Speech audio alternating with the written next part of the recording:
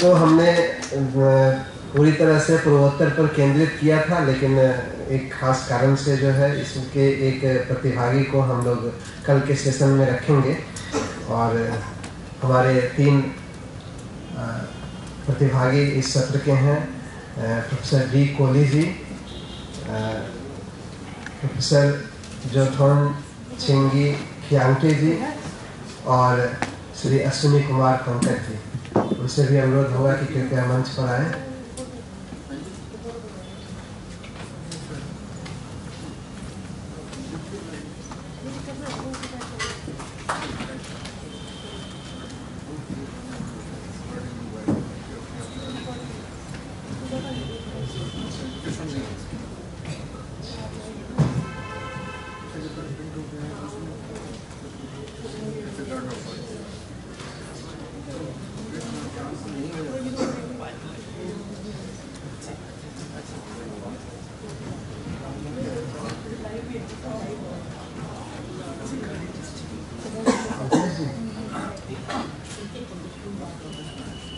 Biar.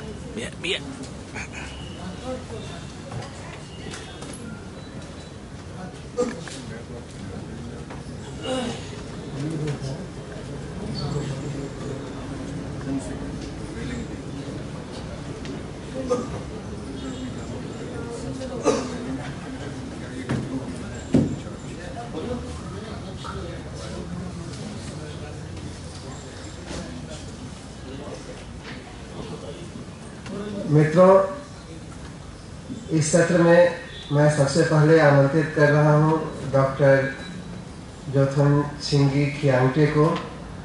आप assistant professor हैं department of English, Bodoland university Kokrajhar में, और वाचिक साहित्य और जेंडर स्टडीज एंड फॉकलोर जो है आपका स्पेशलाइजेशन का क्षेत्र है। आपके बहुत से किताबें और आर्टिकल प्रकाशित हैं विभिन्न पत्र पत्रिकाओं में, जो ओरल ट्रेडिशन, नॉर्थ ईस्ट के ओरल ट्रेडिशन पर हैं, मेजो ओरल ट्रेडिशंस पर हैं। और आप एनुअल जर्नल ट्रांसक्रिप्ट की चीफ एडिटर हैं। और आमंत्रित कर रहा हूँ, आपका टॉपिक है gender in Mizo folk traditions, doctor Zothanchhingi खियांगटे।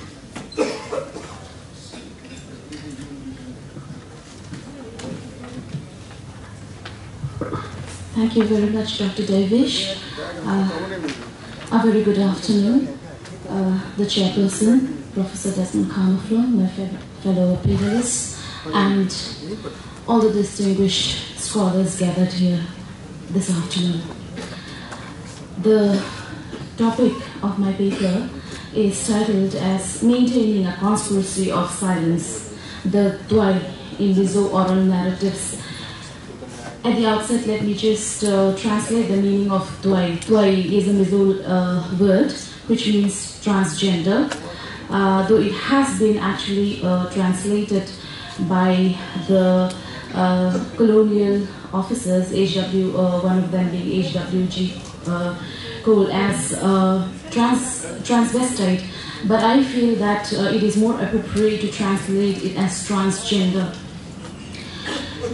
I start my paper with Foucault's definition of culture as a hierarchical organization of values accessible to everybody, but at the same time the occasion of a mechanism of selection and exclusion.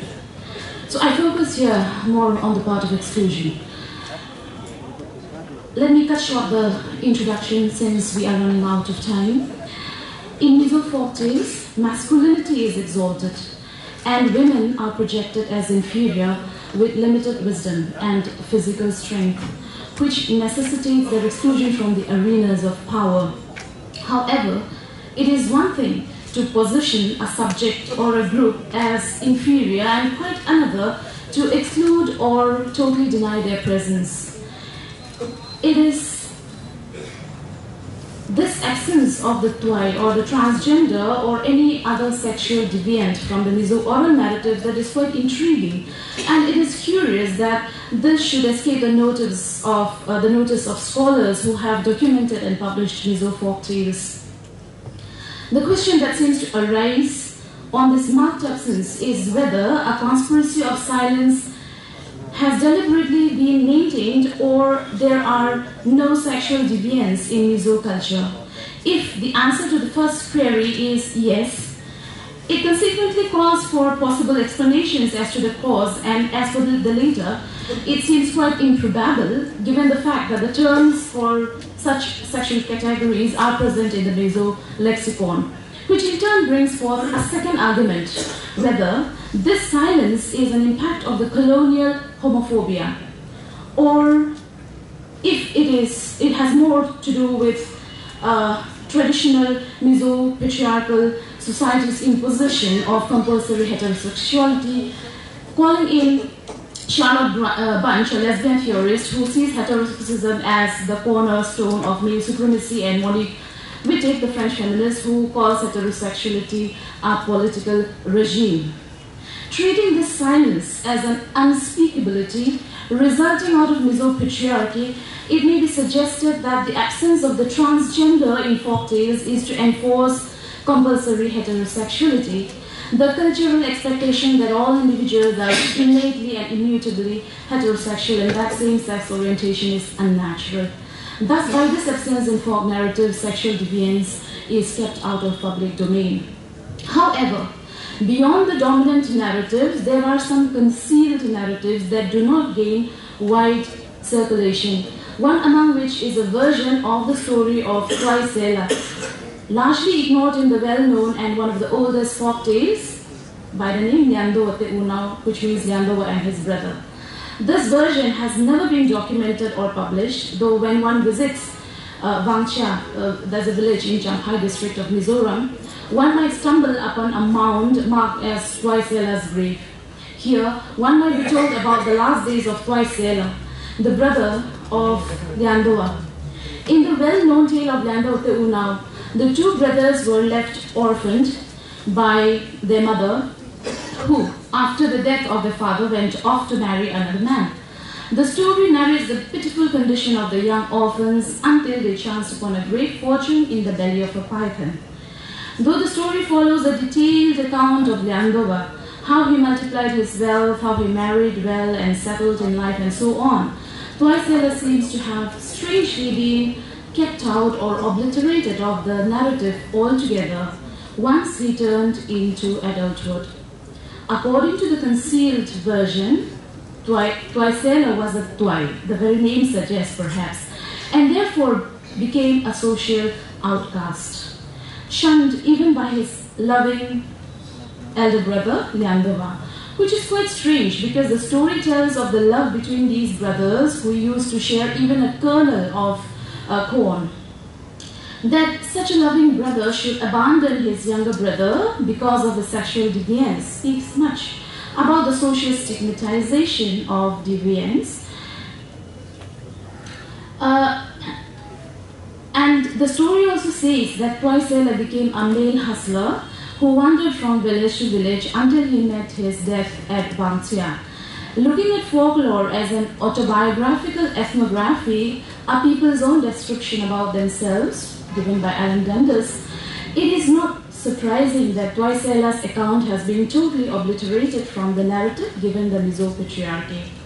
Going to our second argument, whether the great silence, as in the term of Adrian Rich, might be a result of the colonial impact, homophobia has been said to be a result of colonial influence and Christianization in many cultures who had otherwise accepted such alternate sexuality with reverence in some cultures. But it does not seem to be so clear in the case of Mizo cultures, with the lack of written documents coupled with complete Christianization of the entire population.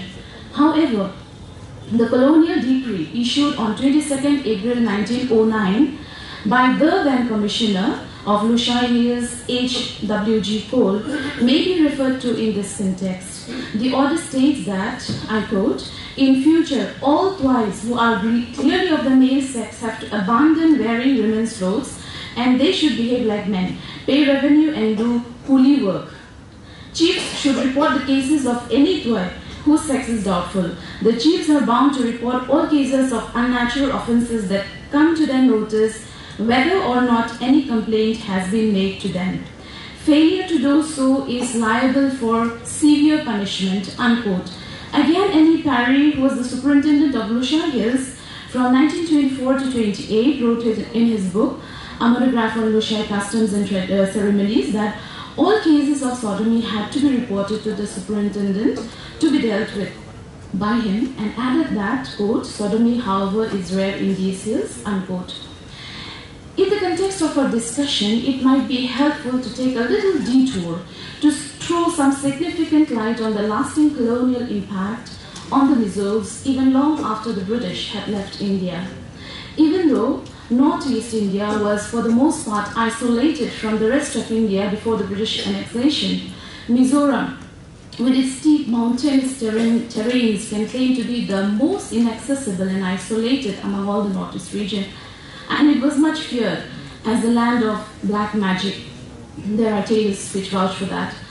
The Lushai Hills was annexed in 1891, but the colonizers found it difficult to pacify the unruly and wild savages. Those are the terms that are used.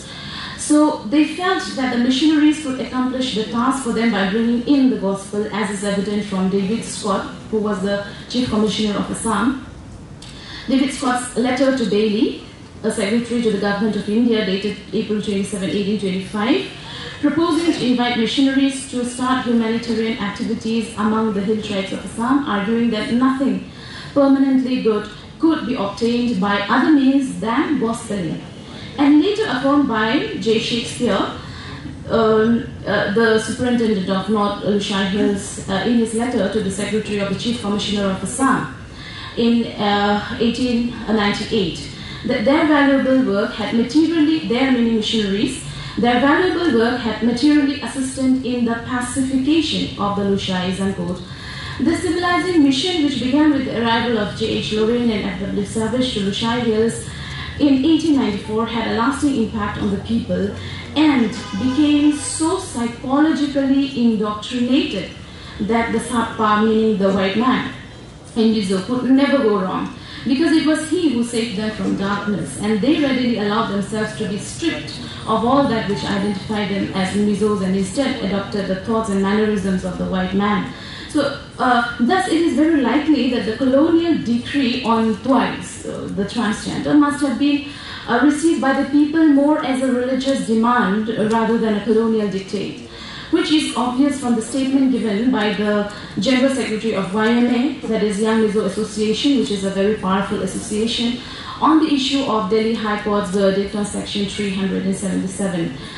He says that he finds it good, he feels that it is good for the Mizo Christians. I mean, the order which was given by H.W.G. Cole, 1909 order, that still stands for the Mizo Christians, and the Executive Secretary of the Mizo Ram Synod, Reverend Zosang Kolni, also claims that the British administration had laid down the order with Christianity in mind. So with the hangover of the civilizing mission still pervading the consciousness, it becomes easy to overlook the fact that the order has more to do with the demand for labor by the British imperialist, seeing gender division as a necessary component of capitalism. Queer theorists argue that sexualities that were not deemed productive are demonized.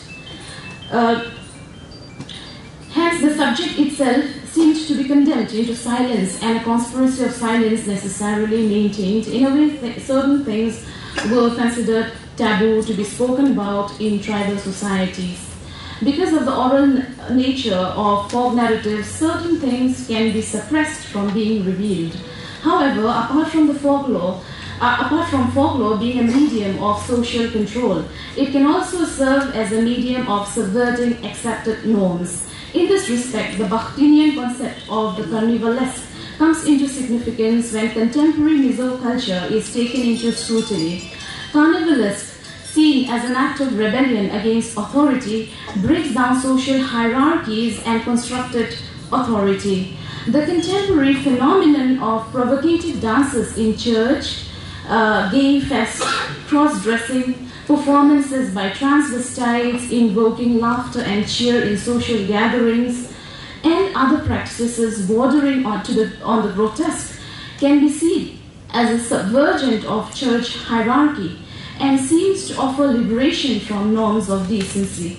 The queer, who has always been ostracized and stigmatized by the society, now seems to be more daring to come out in the open, rejecting the nomenclature of Tuai and adopting a new identity as Pel, by which they identify themselves.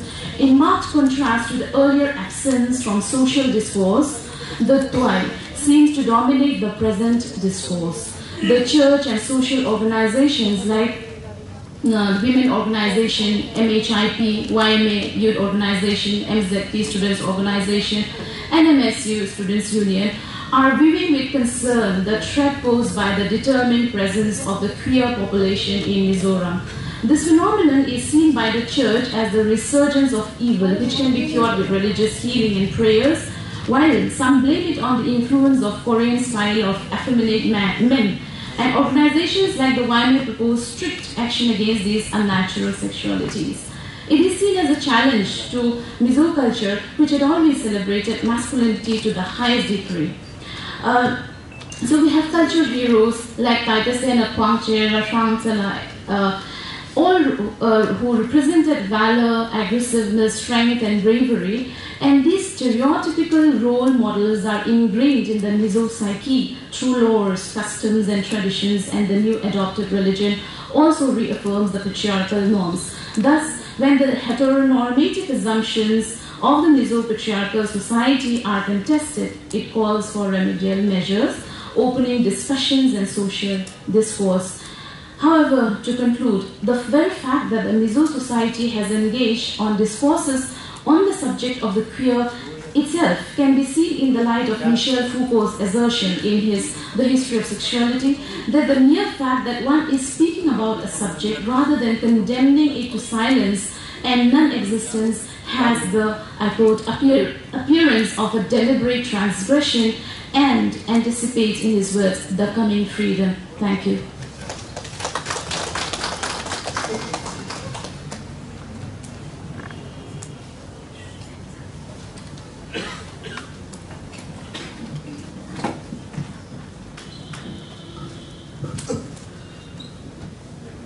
Thank you very much, Dr.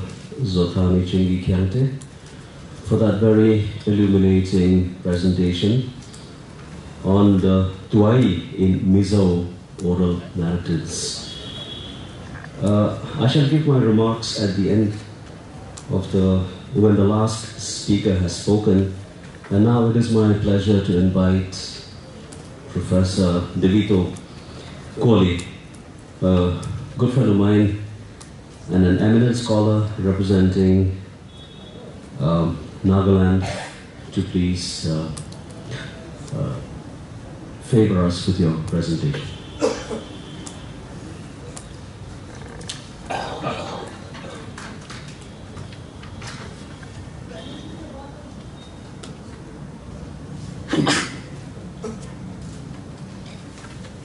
Thank you, Professor Desmond. I'm very happy. Before I begin, let me say I'm happy and thankful to Scientific Academy for giving this opportunity. And on behalf of the Northeast also, I should say thanks to Scientific Academy. This today's discourse, I'm presenting a paper on the title, A Reading of the Behavioral Conduct, Cultural Ethos, Ecological Reflection in Oral Literature. A case study of the three brothers. The three brothers I will introduce. The first is the ghost or the spirit. The second is the tiger, representing animal world. And the third, the youngest members of the family, is man. So I am very sorry for not giving the handout to the participants here. However, in order to save the time, I'll go by the preparation I have made. This paper is an attempt to highlight the myriad elements contained in the study of folklore. A piece of folk tale reflects multifaceted genre in relation to humanistic study. It also projects various socio-religious beliefs supported by cultural ethos in which behavioral conduct of every member of the community upholds as a code of conduct. While attempting this paper, I have chosen the story of the three brothers, Ghost, Tiger, and Man, one of the most popular and common tales of the Nagas. The tale begins with the concept of one family, which has a mythical framework. Within that framework, the narrative reflects a trial relationship of the three worlds, supernatural, animal, and man world. Its multi-dimensional values are still upheld today in Tibet society. At the same time, so far no scholar has attempted to study and analyze as a source of heritage and legacy of oral literature in the Naga tribal society. That is why I try to make it this attempt.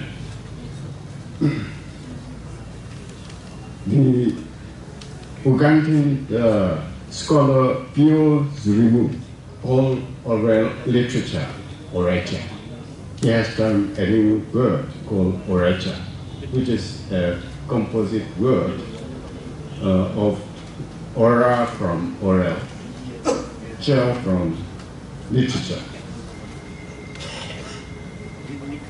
And you can get it from the website also. If we look into the genre of oral literature from the angles of Hellenistic studies, oral literature existed before invention of writing system. For instance, epic, ballads, prose, tales, and lyric songs existed orally much before writing was invented. The mode of transmission in continuity consisted of narrators and listeners for the purpose of primarily inducing entertainment. However, learning process is deeply embedded in the sense that education might have rooted its origin from such discourses. The content of the type of oral literature were made up of long-time human experience or imaginative expressions in artistic verbal forms. What I feel of today's role in dealing with the oral literature, or for that matter, tribal literature, is needed to be studied at a macro level, if not at micro level, so as to bring out the values in the dissemination, in the process of dissemination of knowledge. For the reason I have attempted this paper as a specimen of close reading of the text and to relate its impact onto those people who still embrace and practice such values. This tale, which I have chosen, is not only a common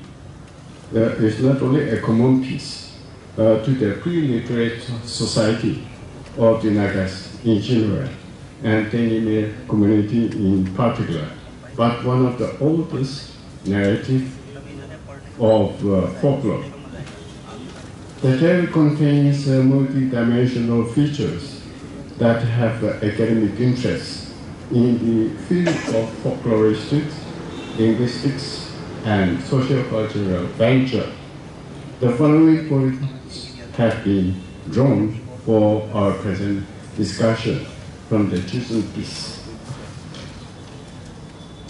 First, on mythical creation. In the story, the narration begins with an old woman who had 3 children, did not reveal the fathers of the children. In order to find out the related story, I have interviewed one old man by name Ansalo of Makel village, Senapati district of Manipur, in 2008 for further clearance of the oral narrative. According to him, that woman was impregnated by a cloud that befallen onto her, who gave birth the 3 children, that is, the ghost, the tiger, and the man. The mythical family. That mythical family consisted of the mother and her 3 children. The spirit was the eldest, the tiger second, and the man the youngest. Began a family. Since then, the behavior of each of them had been excess. Since the times of their dispersal, means after the death of the mother, there is a time to separate, and therefore they had separated. The man inherited their parents' house by virtue of being the youngest male child. The tradition continues till today in Tenime community that the youngest male child will inherit the father's house. And with the exception of the Lemai group, in which group the eldest son of the family will inherit. These are because of the social consequences.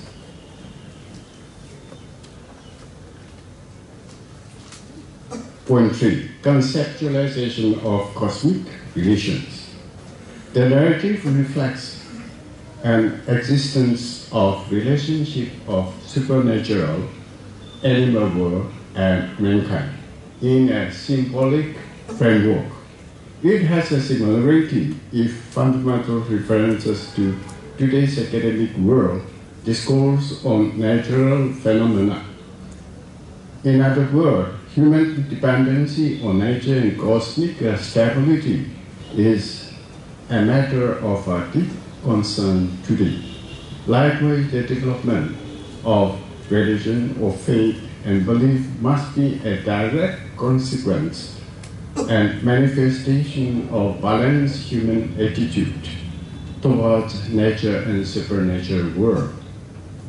For instance, the talk of environmental issues, such as the need of protection of different species of flora and fauna, preservation and protection of forests, to save the wrath of global warming, flood, drought, etc.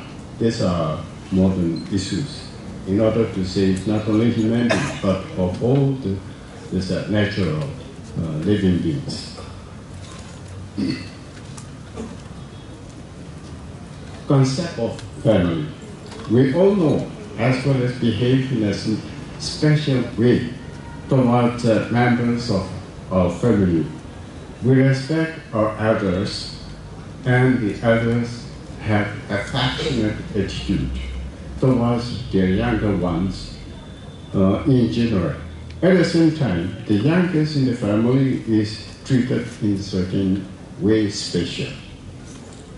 One can also understand within the philosophy of humanism the possibility of forming or adopting a family irrespective of racial difference. The fact that the three brothers are of totally distinct species. I think here, in most of the religious culture, not only within our Indian society, but around the world, if a couple has no issue for the question of inheritance, adoption becomes one of the only alternatives for the continuity of the family legacy. And therefore, when we look at that, these are a sound judgment to every such a family. However, if we look back into the folklore, it is already existed. That is, I just want to see. And here, the question is, when we have two supernatural worlds establishing a family, then humanity, there is no difficulty in establishing a family. That is how folklore can bring out the values of humanity,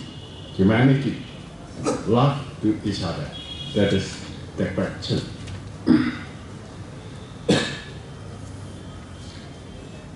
Point 5. Food habit of animals and humanity. The story didn't mention about the food of the spirit. However, the desire of the tiger to eat any part of the mother's body as and when she died, it reflects the animal life on raw food, including human flesh.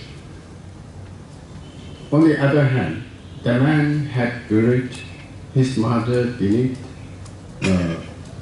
mother said that body beneath the fireplace at home and started cooking above it. Deriving from such action, the Indian community has no religious restriction to make fire and cook over the tomb or grave, even nowadays. That means a forming of the culture from such a kind of long experience, which is embedded or which is there in the folktale. Obedience to spirit.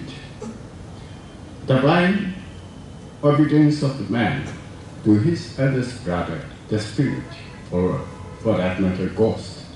At the time, the wrestling resulted the victory over the tiger. The spirit soft corner onto the man's manifest a constructive heritage in favor of the man. The spirit's soft corner onto the man manifested also. Okay. Such a favor can be the cause of total submissiveness of man to God in religious practices. In the religious performance, the main focus of passion, desire of man are reflected in religious poetry or chanting for prosperity in terms of growth of population, good health, wealth of granary and domestic animal, courage and strength, victory over enemies, etc. At all occasions of worship, ritual performance seeking blessing of all purposes, for all purposes, The language is composed in solemnity and reference to God or goddesses. Never in the religious poetry or chanting, harsh or rude words or manner is found in Telugu oral literature. 7 points. Behavioral development and continuity of application. The man has tasted love and favors of the Spirit.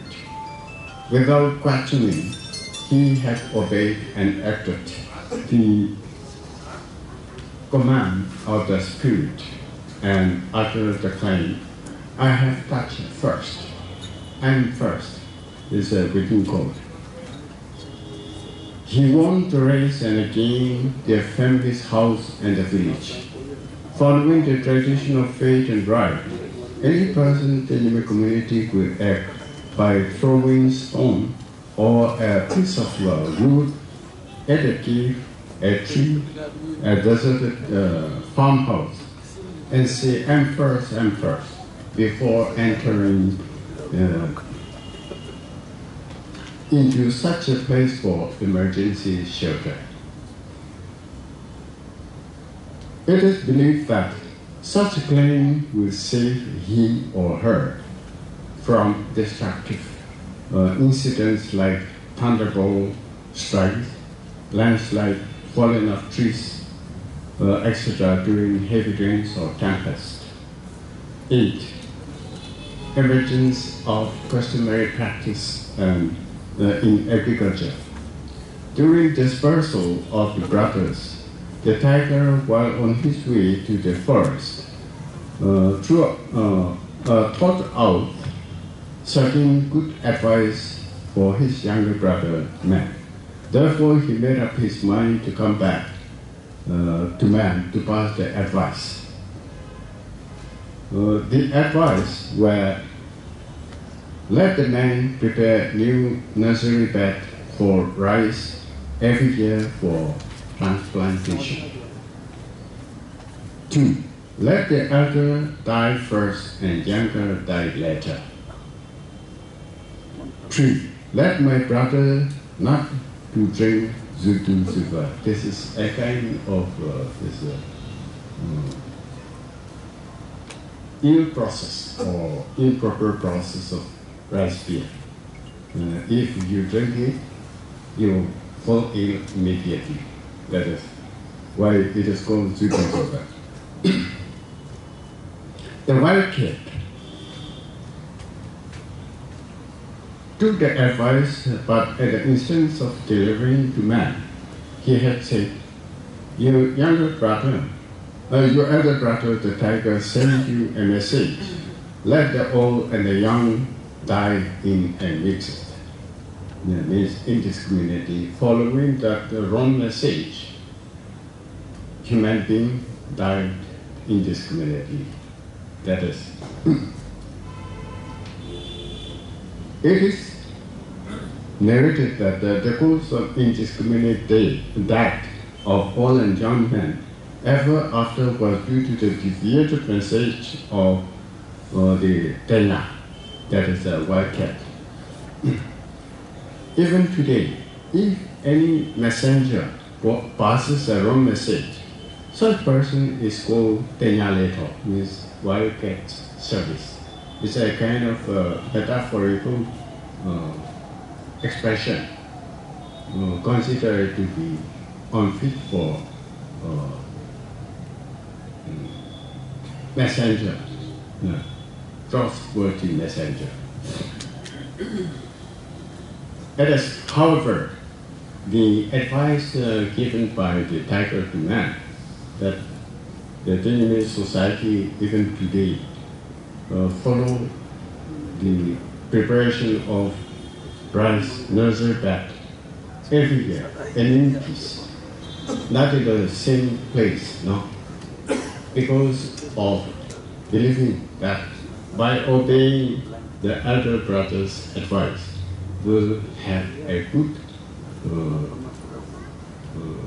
there's a prosperity of the crop, especially in the water field.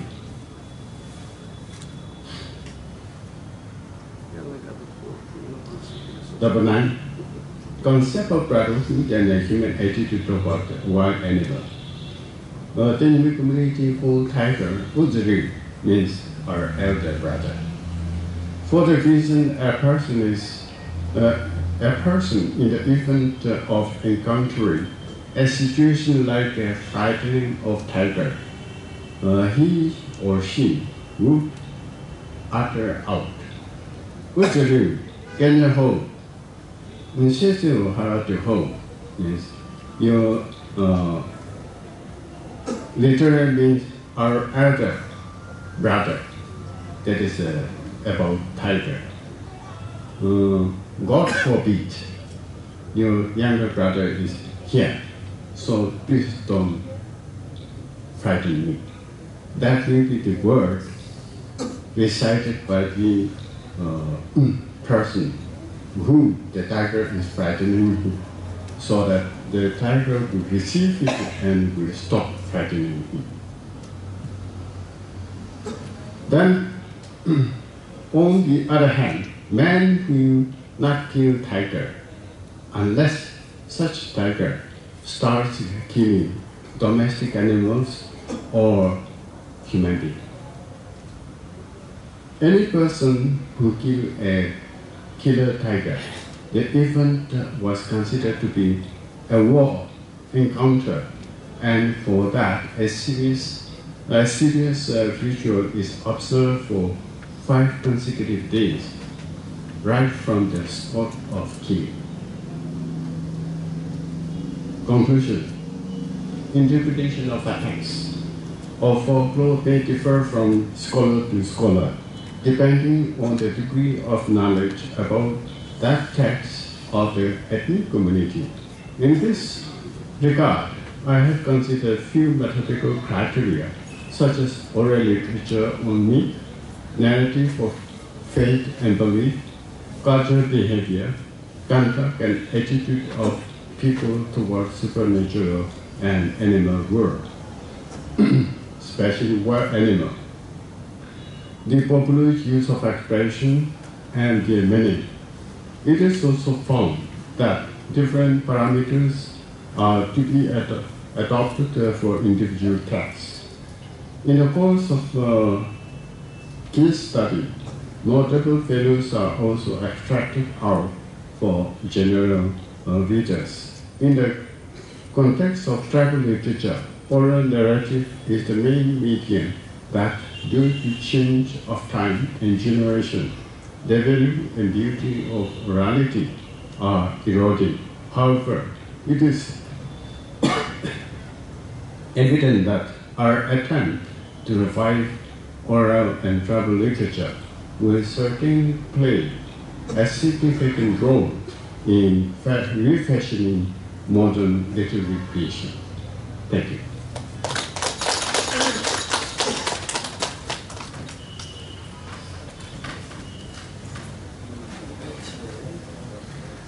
धन्यवाद doctor D Kohli ji आपके आलेख के लिए।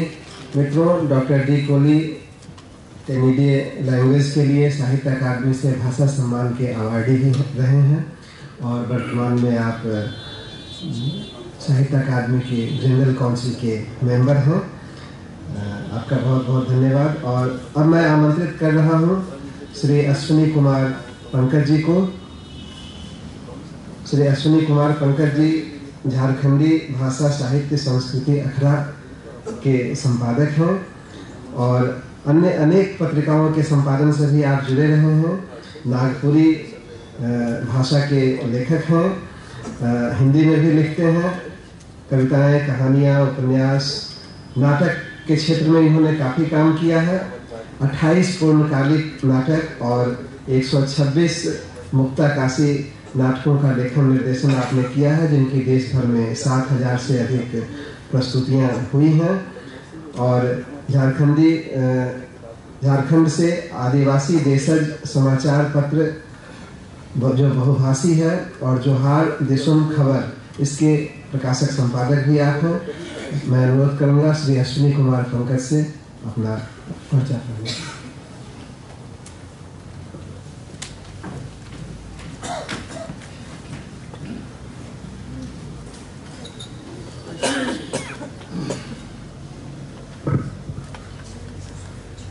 इस साहित्य अकादमी द्वारा आयोजित आज के इस ट्राइबल काउंसिल में जो भी हमारे माननीय सदस्य उपस्थित हैं, उन सबको जोहार। हम बहुत आभारी हैं अकादमी के कि उन्होंने पिछले साल से ये 2 दिन का कार्यक्रम अपने लेटर ऑफ फेस्टिवल में इंक्लूड किया है, जो स्पेशली ट्राइबल लिटरेचर पे फोकस रहता है। देर ही सही, लेकिन अकादमी का ये प्रयास सराहनीय है और हम भारत के 12 करोड़ आदिवासियों की ओर से इसका स्वागत करते हैं।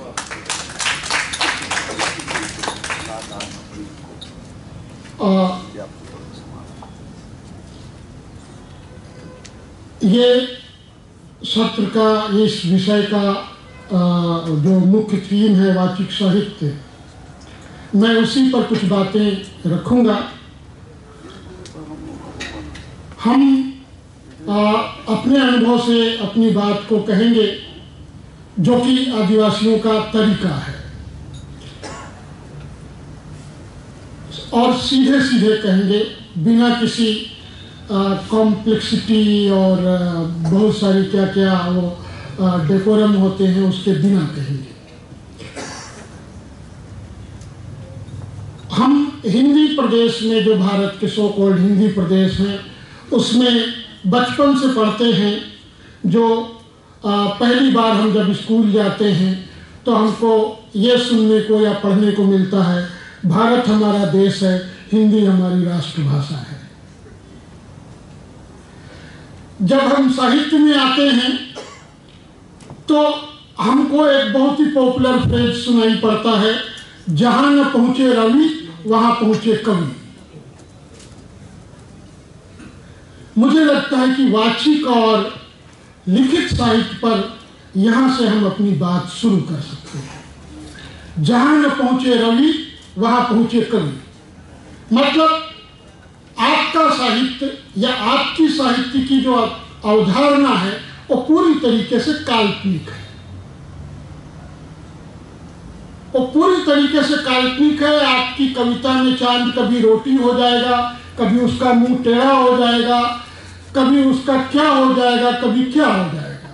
पर आदिवासियों के ओरेचर में चांद चांद ही रहेगा, क्योंकि वो चांद ही है और वो चांद ही रहेगा, उसका आप कुछ नहीं कर सकते। सूरज सूरज ही रहेगा, जंगल जंगल ही रहेगा, पहाड़ पहाड़ ही रहेंगे, नदियां नदियां ही रहेंगी। हम क्यों उनको अपने जैसा बनाने पर तुले हुए हैं? हम क्यों उनको पोर्ट्रेल करते हैं अपने खराब सोसाइटी की तरह? नदी कभी बदमाश हो जाएगी, पहाड़ कभी बहुत लाइक एंग्री मैन हो जाएगा। ये क्यों? पहाड़ का अपना नेचर है, जंगल का अपना नेचर है, नदी का अपना स्वभाव है, पंछियों का, आसमान का, इस धरती और सृष्टि के हर जीव जंतु का उसका अपना अस्तित्व है, उसकी अपनी प्रकृति है। हम क्यों उसमें अपनी वो खराब आदतें डालना चाहते हैं? और वो डालकर जब हम साहित्य लिखते हैं उसको हम कहते हैं कि ये बढ़िया साहित्य है। आप देखेंगे कुत्ता, जो इंसानी समाज का पहला दोस्त है, वो गैर आदिवासी समाज में गाली है। जिस जानवर ने आपके सभ्यता में आपका सबसे लंबा साथ दिया और आज भी साथ देता है, आपने उसके लिए अपने समाज में, अपनी वोकैबुलरी में, अपने लिटरेचर में, अपने सोसाइटी में, अपने बिहेवियर में उसको गाली बना दिया है। तो मुझे लगता है कि इस तरीके से हमको सोचने की जरूरत है। मैं 3-4 बात, चूंकि समय नहीं है, 3-4 पॉइंट्स पे अपनी बात को केंद्रित करूंगा। मैं बहुत खुश हूं कि यहाँ पे नॉर्थ ईस्ट और प्लेन इंडिया के ट्राइबल एरिया से सारे लोग यहाँ पे मौजूद हैं। राजस्थान से भी हैं, हिंदी प्रदेशों से भी हैं, नॉर्थ ईस्ट के बहुत सारे जिसको हम कहेंगे बहुत हमारे सम्मानीय लोग हैं। तेमसुला जी हैं, ममांग दई हैं, ये से दोरजी जी हैं, इधर क्यांते जी हैं, डोली साहब हैं, यहाँ हीरा मीणा हैं, अब बहुत सारे लोग हैं जिनको मैं जानता हूँ, और इसलिए जानता हूँ कि हम सब आदिवासी एक हैं।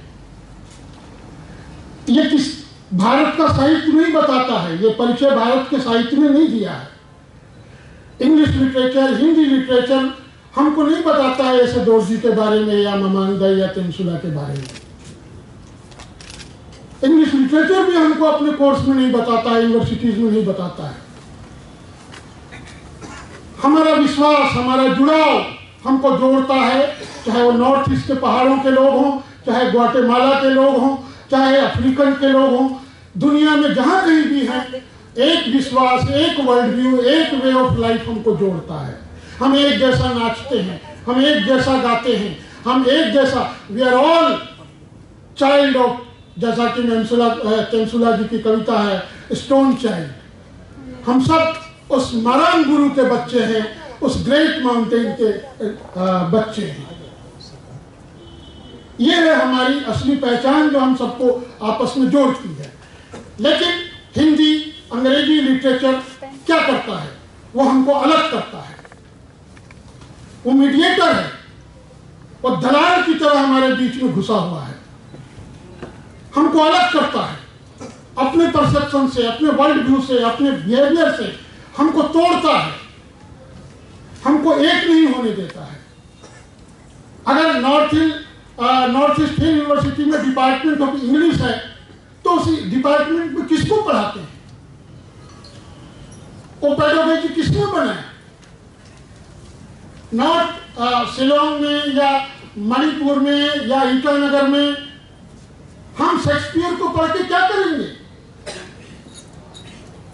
हम बिहार में, झारखंड में, राजस्थान में हम प्रेमचंद को पढ़ के क्या करेंगे? वो कहीं से हमारी बात नहीं करते, वो कहीं से हमको समझने में मदद नहीं करते। तो जैसा कि नुबुगी ने 1970s में किया था अफ्रीका में, जब वो नैरोबी यूनिवर्सिटी में इंग्लिश डिपार्टमेंट में पहले अफ्रीकन थे जो एज ए लेक्चरर उन्होंने ज्वाइन किया था, उन्होंने कैंपेन चलाया था, थ्रो आउट इंग्लिश डिपार्टमेंट को हटाओ। यहां अफ्रीका में अफ्रीकन लिटरेचर और लैंग्वेज का डिपार्टमेंट होना चाहिए। हमको भारत में मांग करनी चाहिए कि हम भारत आदिवासी जहां कहीं भी हैं, वहां आदिवासी भाषा साहित्य का विभाग होना चाहिए। ये जब तक आप नहीं करेंगे, हम ओरल और लिटरेचर पे किस तरह का बहस करेंगे, किस तरह की बात करेंगे? मेरा ये बहुत सारे, मैं सुबह इनॉग्रल सेशन में सुन रहा था विद्वानों को, कट्टीमणि साहब जी बोल रहे थे, दूसरे लोगों ने भी कहा, सब ये कहते हैं कि हम इस तरह से एंडेंजर्ड हैं, हम इस तरह से एंडेंजर्ड हैं, हम इस तरह से एंडेंजर्ड हैं। भारत में ट्राइबल पॉपुलेशन ओनली 6% है, तो क्या पूरा ट्राइबल पॉपुलेशन खतरे में है? क्या उनकी भाषाएं संकट में है, जैसा कि यूनेस्को का एटलस बताता है? मेरा मानना है नहीं। मैं अकेला हूं, मैं अकेला हूं, इसका अर्थ ये नहीं है कि मैं और मेरा परिवार और मेरा समाज खतरे में है, वो विलुप्त होने जा रहा है। अगर हमारी संख्या 200 है, बहुत सारे सेमिनारों में मैं सुनता हूं लोग कहते हैं मात्र 300 लोग बचे हैं, 200 लोग बचे हैं, ओनली 2000 पीपल बचे हैं। अरे यार, उनकी संख्या ही उतनी है इस पृथ्वी में। अगर किसी फैमिली में किसी माँ बाप के एक ही बच्चा है, तो आप कहोगे कि वो गरीब है कि उसका एक ही बच्चा है? वो खत्म हो जाएगा परिवार? नहीं, क्योंकि सवाल व्यक्ति का नहीं है, सवाल संख्या का नहीं है। ये जो डेमोक्रेसी है, पूरी दुनिया का जो सो कॉल्ड सिविलाइजेशन है, this is the politics of number. अल्पसंख्यक, मेजोरिटी एंड माइनॉरिटी, इसका खेल, इसका पावर बैलेंस, इसका स्ट्रगल, इसका वार चलता है। Within tribal society no concept of number game. एक चिड़िया भी हमारे घर का आंगन में है, वो भी हमारा फैमिली है। हमारा फैमिली का संख्या बहुत बड़ा है, आप इसको गिन नहीं सकते। तो मेरा ये मानना है कि जो ऑरेचर है, हम उसको ऑरेचर कहना पसंद करते हैं।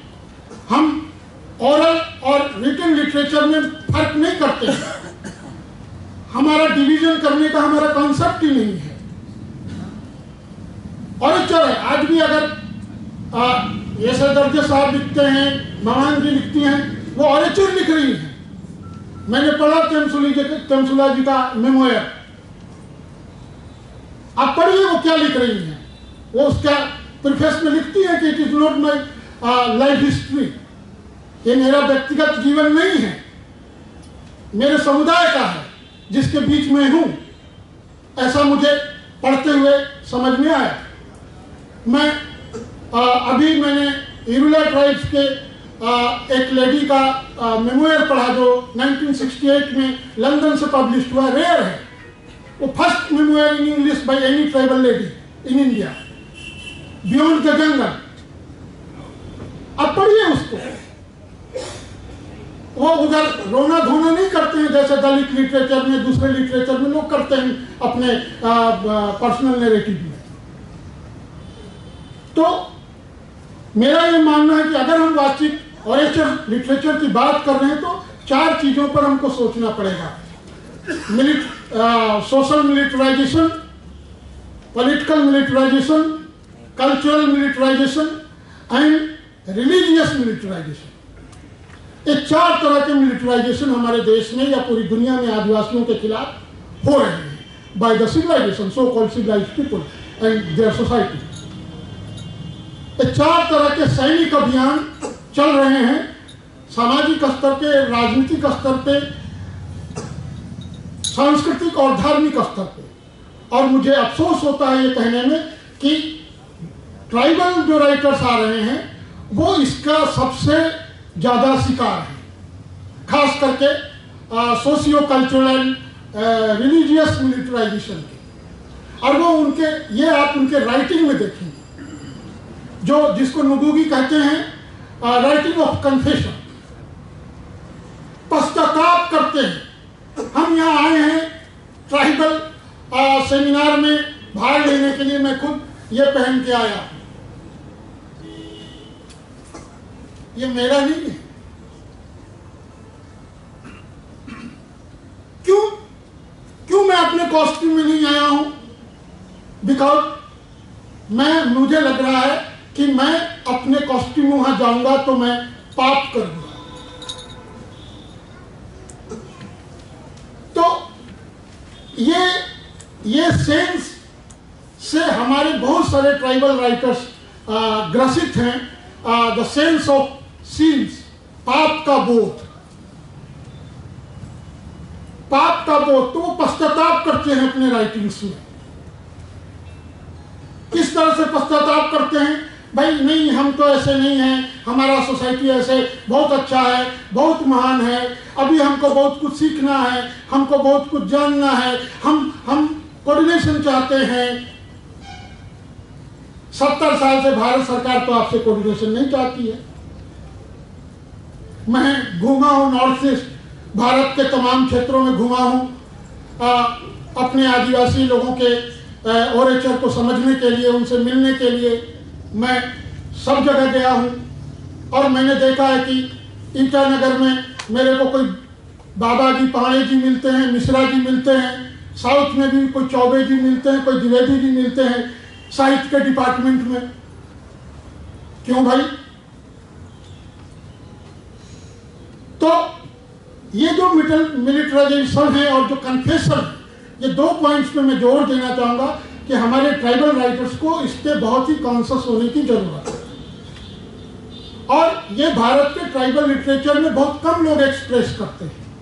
बहुत कम लोगों के पास वो कॉन्शियसनेस है जो कम्युनिटी से आता है, जो एंसेस्टर से आता है, वो बहुत कम लोगों के पास में है। और मैं हमेशा अपने आर्टिकल्स में, अपने स्पीचेज में मैं नॉर्थ ईस्ट से 2 लोगों का स्पेशली कोट करता हूँ, भवान जी और तेमसुला को, कि आप उनको पढ़िए। और हिंदी बेल से मैं वंदना टेटे को बोलता हूँ कि आप उनको पढ़िए। अगर आपको ट्राइबल लिटरेचर को समझना है, अगर आपको ट्राइबल सोसाइटी तक जाना है, मैं कहता हूँ आप ऐसे दोरजी साहब को पढ़िए। मैं नहीं कहता हूँ आप संजीव को पढ़िए, आप मुक्तिबोध को पढ़िए, प्रेमचंद को पढ़िए, दे आर ग्रेट राइटर्स, मैं बहुत सम्मान करता हूँ उनका, लेकिन वो हमारे आदिवासी समाज के संदर्भ में वो कहीं भी हमारे लिए प्रासंगिक नहीं है, वो कहीं भी हमको किसी तरह का कोई मदद नहीं करते हैं, बल्कि वो मिलिटराइजेशन में उधर ही जाके खड़े होते हैं। तो इसलिए हम लोगों को इस बात पे जो प्रोसेस ऑफ मिलिटराइजेशन है वो सिर्फ सेना के आने से नहीं होता है, जैसा नॉर्थ ईस्ट में है, या जैसा झारखंड, उड़ीसा और के क्षेत्रों में है कि जहां ग्रीन हंट जैसे ऑपरेशन चलते हैं, और बस्तर में जहां सलवा जुर्म के कारण हजारों लाखों आदिवासी सड़क पे आ जाते हैं। ये तो दिखता है, जो अनविजिबल हमारे सामने मिलिटराइजेशन है वो थ्रू कल्चर आता है, थ्रू रिलीजन आता है, थ्रू लिटरेचर आता है, और तब हम देखते हैं कि ये सारे बड़े बड़े नाम जो लिटरेचर के हैं, इंग्लिश और अंग्रेजी के, हिंदी और अंग्रेजी के, ये दोनों उस मिलिट्री को लीड करते हैं हमको मारने के लिए। तो बहुत सचेत होने की जरूरत है, और ट्राइबल लिटरेचर को, जिसके लिए एक ही शब्द है ओरेचर, आप कृपया डिवीजन न करें कि ये लिखित साहित्य है, ये वाचिक साहित्य है। वाचिक साहित्य सच्चा साहित्य है और वही रियल लिटरेचर है। ओरेचर ही ट्रूथ बोलता है, रिटन लिटरेचर झूठ बोलता है। लिखने की जरूरत ही इसीलिए हुई कि हम झूठ को एक स्टेट स्पॉन्सर्ड लीगल स्टेटस दे सके। राइटिंग इसीलिए है, राइटिंग कोडिंग है, कोडिंग लैंग्वेज है, कोड लैंग्वेज है, उस पर कुछ लोगों का ऑथोरिटी का अधिकार होता है, जिसको प्राधिकार कहते हैं, जैसे विद्वान, दुभाषी, अनुवादक, राइटर, इनका कब्जा होता है। बट जिसको बोली कहा जाता है, जिसको ऑरेचर कहा जाता है, वो पूरे कम्युनिटी का होता है। उसमें आप कुछ भी घालमेल नहीं कर सकते हैं, उसको बदल नहीं सकते हैं। वो जैसे कहा जा रहा है वैसे सुना जाता है, उसमें कहीं से आपको डिक्शनरी पलटने की जरूरत नहीं होती है। तो इसलिए ऑरेचर रियल लिटरेचर है भारत का। भारत में क्लासिक के नाम पे हमको जो भी पढ़ाया जाता है वो क्लासिक नहीं है, पूरा का पूरा, वो चाहे कालिदास हो, चाहे आज के कंटेम्प्रेरी राइटर्स हो, सारे लोग काल्पनिक राइटर हैं, सारे लोगों ने झूठ लिखा है, सच बिल्कुल नहीं लिखा है। उनको पढ़ के आप भारतीय समाज को कभी नहीं जान सकते हैं, चाहे वो आदिवासी समाज हो, चाहे गैर आदिवासी समाज हो। तो इसलिए मैं अपनी बात को खत्म करूंगा और ये आप सबसे अपील करूंगा कि हमारी एकता के बीच में जो मीडियोकर लैंग्वेजेस हैं उसको हम लोग हटाएं, and 1 to 1 community to community dialogue में हम लोगों को जाना चाहिए। और मैं इस बात के लिए नुगुगी व थिंगो का बहुत रेस्पेक्ट करता हूं कि उन्होंने एक कॉन्सेप्ट जो आदिवासी इंडिजिनिटी का जो कोड है उसको उन्होंने थ्योराइज किया ग्लोबलेटिक्स बोल के, सार्वभौमिक नागरिकता, जो ट्राइबल फिलोसफी का कोर है कि वी आर ऑल वन। चाहे हम कहीं भी रहते हो, कोई भी भाषा बोलते हो, कोई भी किसी भी तरह का हमारा सांस्कृतिक परिवेश है, हम ट्राइबल पीपुल एक हैं। और अगर इस सिविलाइजेशन को बचना है, आगे बढ़ना है, तो आप हमारे पास आओ, हमको उधर जबरदस्ती थ्रू मिलिटराइजेशन हमको उधर मत घसीटो। बहुत बहुत धन्यवाद आप सबका। मैं उम्मीद करता हूं कि हम सब लोग आपसी डायलॉग्स को, इंटरेक्शंस को, शेयरिंग को, अपना जो हमारे पास जो हमारे एंसेस्टर्स का जो लेगेसी है उसको हम सब लोग हर हाल में आगे बढ़ाएंगे। आप सब लोगों को बहुत धन्यवाद। जोहार।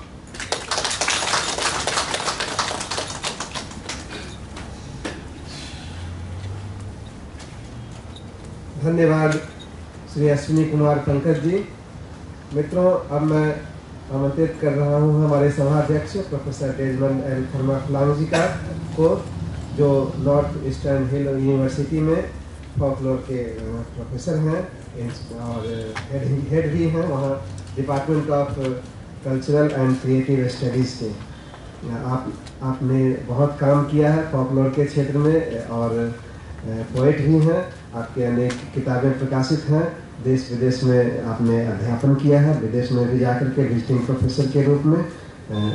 Professor Desmond L Kharmawphlang ji.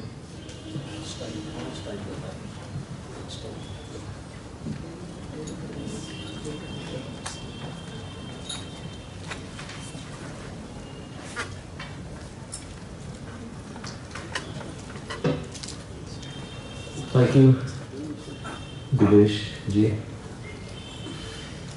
I think I would be failing in my duty if I do not attempt to make brief comments on the presentations that you have listened to, starting with Dr. Zulfani Chingi Khyante, who presented a very lucid and a very illuminating paper which discusses the existence of the third sex in Mizo folk literature. It was in 1949 that Simone de Beauvoir published The Second Sex.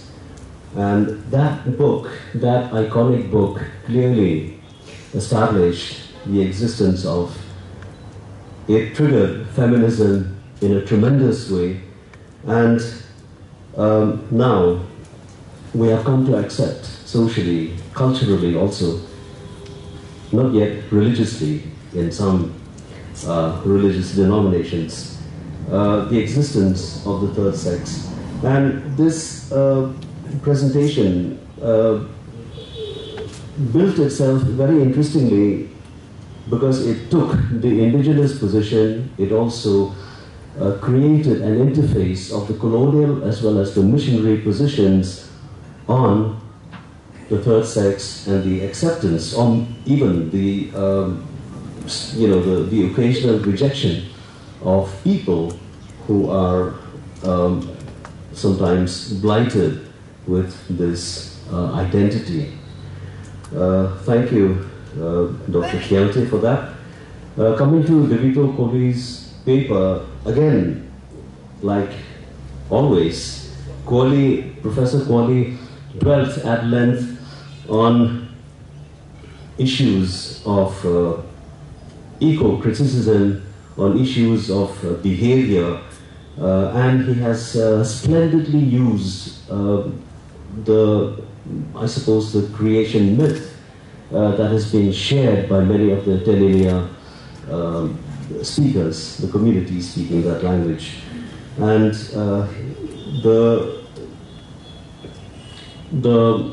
the fact that this particular narrative, which he used as an example, the fact that this narrative contained the element of the ghost, the element of the tiger, representing the animal world, and also the human, makes us realize how much wisdom, how much of wisdom is there embedded in folk literature, because folk literature looks at these constituencies as interdependent. The ghost world, or the realm of the ghost, the animal world, and also the human world. A very spirited performance was delivered by Sir Pandey over there, and I fully agree with the points that he made, that oral literature or orature, or maybe some people prefer to call it expressive literature, is indeed a repository of so much of philosophy that we choose sometimes to call tribal. And now coming to my own presentation, I'm not very sure how much time I have, but I have prepared a paper which actually looks at folklore and fiction. I see that there is the topic that we have gathered here under oral and tribal literature.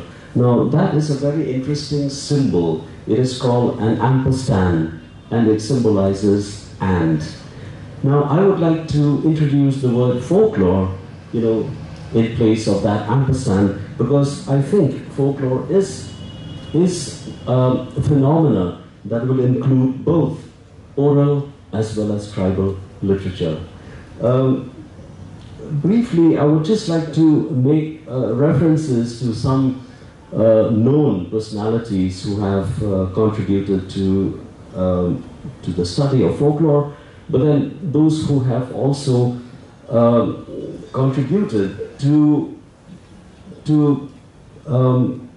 looking at the very interesting intersections, to look at the very interesting conflation of folklore and fiction, the literary trope that we know as fiction. So I start with William Thoms, who, as many of you know, was the British writer who coined the word folklore, right? And it is interesting to know, and this is also a recent discovery, that William Thoms and Charles Dickens were pals. They were friends, actually. Although this was never, this never found its way, in references and things like that. But a recent study made on British fiction shows that these two guys, Charles Dickens and William Thoms, were friends. And in fact, William Thoms made use of a character in Charles Dickens's novel, Dombey and Son, in order to publish a very well-known journal at that point of time, which is known as Notes and Queries. Dickens himself was, used folklore extensively, especially the prevailing folklore of Victorian England, and lending his characters and settings a degree of hitherto unmatched authenticity that gave them what he called the ring of truth. In fact, those of you who are familiar with the work of Charles Dickens will remember that Dickens used the device of the crowd, in order to create what we now, accept as anonymity. Whenever Dickens wanted to produce or express something anonymously, he would always use the device of the crowd. Another novelist, Thomas Hardy, although he was not a folklorist, but he is now being called a folklorist by default because of his extensive references to folklore, and because of his complete knowledge, the complete knowledge that he had about folkways of the times. I mean, his bringing in Bockenton and his references to characters and local superstitions and so on, and a lot of this has been gleaned from his grandmother. So this is also a very interesting, development that we see happening, in the post-Victorian era, or maybe the last 2 decades of the 19th century. Skipping a little bit to the American anthropologists Melvin Joe Herskovitz, who exactly 100 years after the coinage of the term folklore revisited that definition in 1946.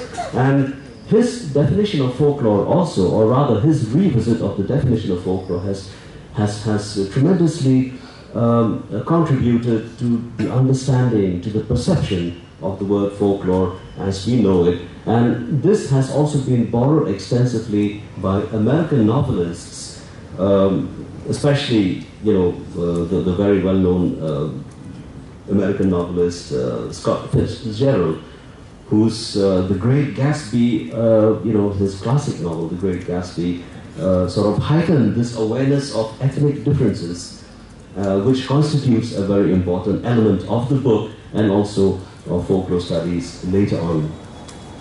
I would like to conclude. I can mention examples of even Doris Lessing, who actually made use of folklore in creating sci-fi or science fiction. But I would like to conclude by coming to an example from home. A young writer, Janice Pariat, who is also the recipient of the Sahitya Academy Young Writers Award, in her book, which has drawn a considerable amount and a considerable degree of attention, and the book is called Boats on Land, and there's a very interesting description which talks about the book, and I quote, "This is a world in which the everyday is infused with folklore and a deep belief in the supernatural. Here, a girl dreams of being a firebird. An artist watches souls turn into trees. A man shapeshifts into a tiger. Another is bewitched by water fairies. Political struggles and social unrest interweave with fireside tales and age-old superstitions." And I would like to conclude by reading a review, a very insightful review of the book by Manasi Subramanian, who says, "Many stories are sculpted into form by myth and magic, bordering almost on the paranormal and the gothic. Pariat draws from Khasi folklore, gingerly ensconcing the tales in dark trickery and old traditions and balancing them with the shifting forces of society, politics, and popular custom." Thank you very much.